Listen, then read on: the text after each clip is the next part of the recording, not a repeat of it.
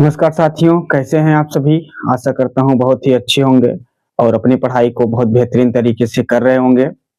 मैं आशीष आप सभी का स्वागत करता हूं अपने इस यूट्यूब चैनल EY लक्ष्य क्लासेज में। आज हम आपके लिए लेके आए हैं मैथ की बहुत बेहतरीन class. UP board class 10th के लिए कुछ क्वेश्चंस लेके आए हैं जिनको हम कराने वाले हैं। तो सबसे पहला हमारा क्वेश्चन है कि संख्या 140 का अभाज्य गुणनखंड क्या होगा। तो 4 ऑप्शन हमारे पास है, इसमें से कोई एक ऑप्शन सही है जिसको हमें क्लिक करना है। तो सबसे पहली बात तो हमें जानते हैं कि अभाज्य गुणनखंड होता क्या है और 140 का हमें अभाज्य गुणनखंड निकालना है। तो 140 को हम देखेंगे किन किन संख्याओं से मिलकर के बना है। तो 140 हम लिखेंगे और इसको छोटे छोटे टुकड़ों में तोड़ देंगे। तो सबसे पहले हम सबसे छोटी संख्या 2 से काटेंगे, क्योंकि सबसे छोटी संख्या 0 होती है, तो 0 का कोई मतलब नहीं निकलेगा। 0 का टेबल कुछ भी पढ़ेंगे तो 0 ही आएगा। 1 का टेबल पढ़ते हैं जितनी बार उतना ही आता है, इसलिए हम 2 सबसे यहाँ छोटा लेंगे। तो 2 सते 14 और 0 को ऐसे कर लेंगे। 2 तिहाई 6, एक इधर जाएगा 10 हो जाएगा, 2 पच्चे 10। तो इसको हम 5 से काटेंगे, 5 सते 35, फिर 7 इक्के 7। यानी 140 को हम और क्या लिख सकते हैं, 140 को लिख सकते हैं 2 गुणे 2, 2 गुणे 2 गुणे 5 गुणे 7। अब हम देखें यानी कि इन संख्याओं का गुणा करा देंगे तो हमें 140 मिल जाएगा। तो अब क्या ये हमारा आंसर है। जो ऑप्शन में देखेंगे तो 2 गुणे 2 गुणे 5 गुणे 7 कहीं दिख नहीं रहा है, तो हम इसको थोड़ा सा और बना लेंगे। 2 का गुणा 2 बार है तो 2 की पावर 2 लिख सकते हैं, गुणे 5 गुणे 7, और यही हमारा आंसर हो जाएगा। यानी ऑप्शन नंबर हमारा सी आंसर हो जाएगा। तो क्वेश्चन नंबर हमारा दूसरा है कि दो बिंदुओं 2,3 और 4,1 के बीच की दूरी क्या होगी। तो इस क्वेश्चन को सॉल्व करने के लिए हमें दूरी सूत्र आना जरूरी है। तो दूरी सूत्र क्या होता है, तो दूरी सूत्र बराबर होता है under root x2 minus x1 का whole square plus y2 minus y1 का होल स्क्वायर। ये होता है दूरी सूत्र। इसमें रखेंगे, इसमें ये 2 जो है x1 का मान है और 3 जो है y1 का मान है। ये 4 x2 है और एक क्या है y2 होगा। तो इस फार्मूले में हम रख देंगे। तो हमारा x2 का मान 4 है, तो 4 माइनस x1 का मान 2 है, तो 2 का होल स्क्वायर प्लस y2 का मान 1 है, तो 1 माइनस y1 का मान 3 है, इसका होल स्क्वायर हो जाएगा।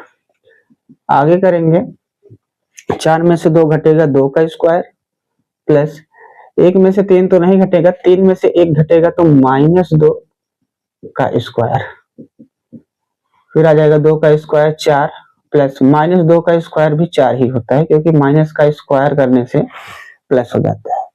तो हो जाएगा 4 और 4 आ जाएगा 8, अंडर रूट 8, और अंडर रूट 8 को लिख सकते हैं 2 अंडर रूट 2। अब 8 को 2 अंडर रूट 2 कैसे लिखेंगे, क्योंकि 8 को अगर हम वर्गमूल निकाले तो 2 चौके 8, 2 दूनी 4, 2 एक के 2, तो 2 का जोड़ा बन जाएगा, तो इसको बाहर रखेंगे। और इस 2 का जोड़ा नहीं बनेगा तो हम अंडर रूट के अंदर लिखेंगे, तो हमारा आंसर हो जाएगा 2 अंडर रूट 2। तो ऑप्शन नंबर भी हमारा सही आंसर हो जाएगा। तो क्वेश्चन नंबर हमारा तीसरा है कि यदि द्विघात समीकरण 3x square minus 12x plus m बराबर 0 के मूल बराबर हो तो m का मान ज्ञात कीजिए। तो हमारे पास एक द्विघात समीकरण दे रखा है और बोला है कि इसके मूल दोनों बराबर होंगे। क्योंकि द्विघात समीकरण है तो इसको 2 मूल होंगे और दोनों ही इसमें बराबर दिया है, तो विविक्तर होता है, विविक्तर d बराबर होता है b स्क्वायर माइनस 4ac। अब d क्या होता है कि d बराबर जब 0 हो तो इसका मतलब मूल बराबर होते हैं। अब d बराबर 0, इसका मतलब d का मान b स्क्वायर माइनस 4ac है, तो यानी b स्क्वायर माइनस 4ac बराबर क्या हो जाएगा 0 के। अब b और a और c का हम यहाँ मान रख देंगे, तो यहाँ पर हमें m का मान पता चल जाएगा। इसके पहले हम क्या करेंगे, पहले बी ए सी का मान निकालेंगे। तो इस समीकरण की तुलना लिखेंगे 3x² minus 12x plus m बराबर 0 की तुलना ax² plus bx plus c बराबर 0 से करने पर ax² plus bx plus c बराबर 0 हमारा मानक समीकरण है। तो हम देखेंगे x² की जगह x² है तो a का मान क्या हो जाएगा 3, ऐसे ही b का मान -12 आएगा और c बराबर आ जाएगा m। तो a b और c का मान हम यहाँ उठा के रख देंगे।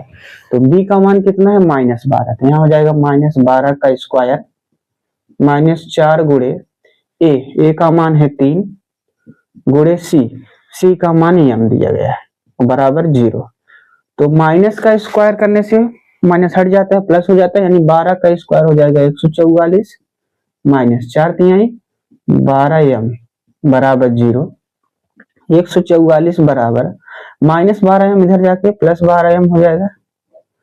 12 से काटेंगे 12 बार में 144, तो इधर बचा गया 12, इधर बच जाएगा m, तो यानी m बराबर क्या हो जाएगा 12। तो हमारा ऑप्शन नंबर डी सही हो जाएगा। तो क्वेश्चन नंबर हमारा 4 है। दिया गया है कि एक समबाहु त्रिभुज ABC की भुजाएं 2a है, उसके प्रत्येक शीर्ष लंब की लंबाई क्या होगी। तो ये बहुत ही अच्छा क्वेश्चन दिया गया है त्रिभुज से संबंधित।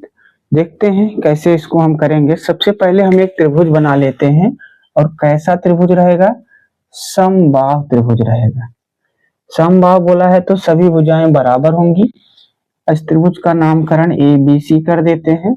सभी भुजाएं बराबर हैं और सभी भुजाओं की लंबाई 2a है, तो सभी भुजाएं क्या हो जाएंगी 2a।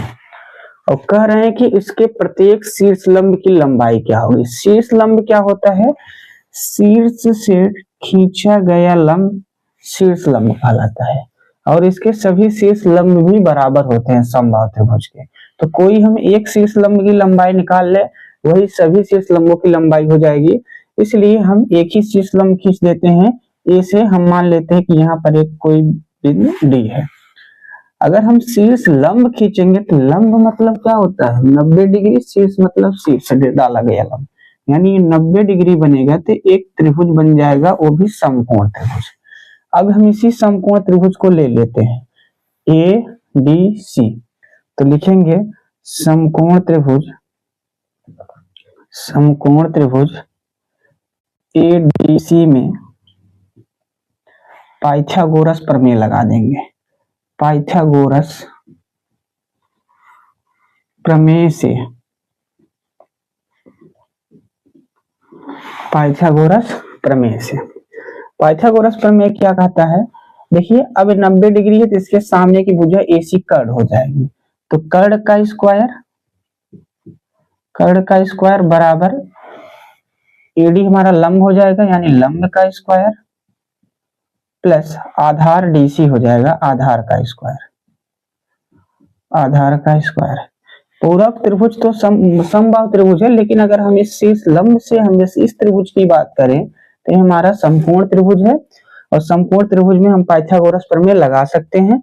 और पाइथागोरस प्रमेय क्या कहती है कि कर्ण का स्क्वायर बराबर होता है लंब के स्क्वायर के और प्लस आधार के स्क्वायर। तो कर्ण क्या है हमारा AC ही, क्योंकि 90 डिग्री के सामने वाली भुजा कर्ण होती है, तो AC का स्क्वायर बराबर लंब हमारा कौन सा हो जाएगा, तो लंब जो होता है AD हो जाएगा, क्योंकि ये 90 डिग्री बना रहा है। लंब हम इसको भी मान सकते हैं, इसको भी मान सकते हैं, तो हम यहाँ AD को लंब मान रहे हैं, तो AD का स्क्वायर प्लस आधार को DC मान लीजिए, DC का स्क्वायर।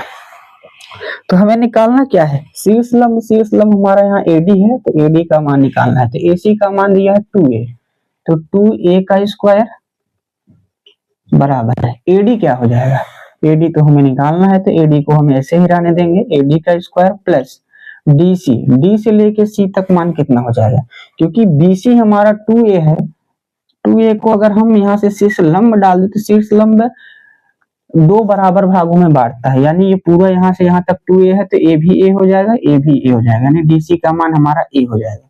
तो a का स्क्वायर हो जाएगा। आगे अगर हम इसको सॉल्व करें तो 2a का स्क्वायर करेंगे, 2 का स्क्वायर 4, a का स्क्वायर a स्क्वायर, यानी 4a स्क्वायर बराबर ad square plus a square. a square दूसरी तरफ आएगा तो माइनस a स्क्वायर हो जाएगा बराबर ad का स्क्वायर। 4a स्क्वायर में से एक स्क्वायर घट जाएगा तो 3a स्क्वायर बराबर ad का स्क्वायर। स्क्वायर इधर जाके अंडर रूट में चेंज हो जाएगा, अंडर रूट 3a स्क्वायर बराबर ad का स्क्वायर। देखिए a स्क्वायर है, अगर इसको हम अंडर रूट से बाहर निकालेंगे तो a हो जाएगा, और 3 अकेला ही है तो 3 को बाहर निकालेंगे तो अंडर रूट 3 ही रहेगा और बराबर हो जाएगा ad के। इधर हम स्क्वायर हटा देंगे क्योंकि स्क्वायर इधर आके अंडर रूट बन गया, तो ad का मान क्या हो जाएगा a अंडर रूट 3 या अंडर रूट 3a भी कह सकते हैं। तो ad हमारा क्या हो जाएगा a अंडर रूट 3। तो हमारा ऑप्शन नंबर सी सही हो जाएगा। साथियों हमारा क्वेश्चन नंबर 5वां है कि साइन 27 डिग्री बटे कॉस 63 डिग्री का मान क्या होगा। त्रिकोणमिति का क्वेश्चन है, बहुत ही बेहतरीन क्वेश्चन है और चुटकी बजाते हुए इसका आंसर आ जाएगा। देखते हैं थोड़ा सा हम इसको समझते हैं कि इसको हम सॉल्व कैसे करेंगे।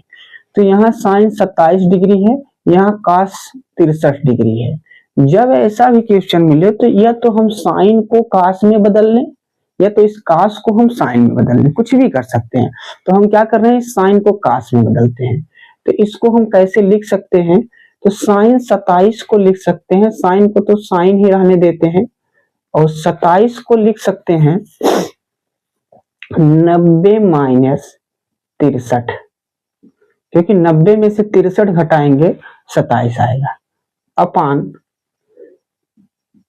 कॉस 63 है तो कॉस 63 ही रहने देंगे। तो फिर आगे आ जाएगा हमारा साइन 90 माइनस 63, एक फार्मूला होता है याद कर लीजिएगा आप, साइन 90 माइनस थीटा बराबर होता है cos theta, sine 90 minus theta cos theta. तो यहाँ साइन 90 माइनस 63 है तो यहाँ हो जाएगा कॉस 63, और नीचे कॉस 63 पहले से ही है और ये दोनों कैंसिल होकर के इसका मान 1 आ जाएगा। तो हमारा ऑप्शन नंबर 1 सही हो जाएगा। और वैसे भी अगर हम इस क्वेश्चन को लगाना नहीं है, डायरेक्ट टिक करना है, तो सीधा सीधा आप देखिएगा ऑप्शन में ऊपर नीचे जो डिग्री दे रखी है, अगर इनको जोड़ने पे 90 डिग्री आ रहा है और साइन का चेंज कास में होता है, कास का चेंज साइन में होता है 90 माइनस करके। तो अगर ऐसा कुछ बन रहा है साइन का कास में बदला है, अगर यहाँ देखिए साइन है यहाँ tan दे दिया है, हालांकि ऐसा देगा नहीं, लेकिन जब अगर tan दे तब नहीं करेंगे, लेकिन साइन का अगर कास में चेंज होता है कास का साइन में चेंज करते हैं और इन दोनों को जोड़ के 90 डिग्री है, तो बिना सोचे समझे आप जहां भी एक ऑप्शन हो उसको मार सकते हैं।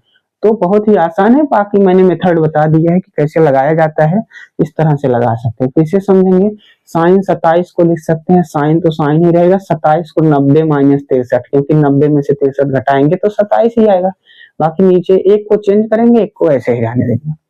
फिर साइन 90 माइनस थीटा क्या होता है, कास थीटा, यानी थीटा की जगह 63 है तो कास 63, नीचे 63 था ही, दोनों कट जाएंगे, हमारा ऑप्शन नंबर पहला सही हो जाएगा जो कि हमारा 1 है। तो इसी तरह हम लोग काफी क्वेश्चन प्रैक्टिस करेंगे और डेली प्रैक्टिस करेंगे, करते रहिए। और चैनल को अभी तक सब्सक्राइब नहीं किए हैं तो सब्सक्राइब कर लें ताकि आपको इसका नोटिफिकेशन मिलता रहे जब भी वीडियो डले, और बहुत ही इंपॉर्टेंट क्वेश्चन है। चलते हैं, बाकी अगली क्लास में हम करेंगे, तब तक के लिए सभी को नमस्कार।